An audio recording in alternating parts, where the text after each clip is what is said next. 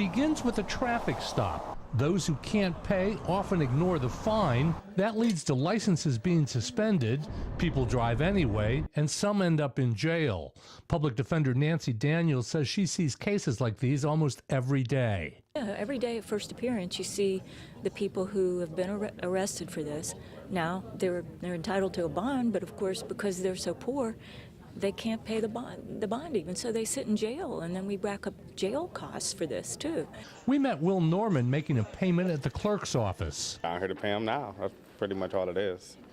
How much extra did it cost you?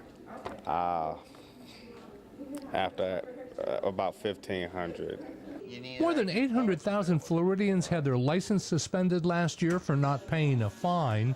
Another 600,000 lost their driving privileges for other offenses, like underage smoking or drinking, theft, or even defacing a building. Senator Jeff Brandes wants to stop suspending so many licenses. We suspend 1.4 million driver's licenses in the state of Florida any given year, and 80% of those are for the inability to pay fines or fees. Opponents say that without a hammer of suspension, there's no incentive to pay a fine.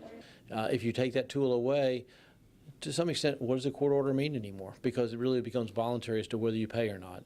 The legislation also requires the courts to work on payment plans that don't exceed 2% of a person's monthly income. Reporting from the state capitol, I'm Mike Vassalinda.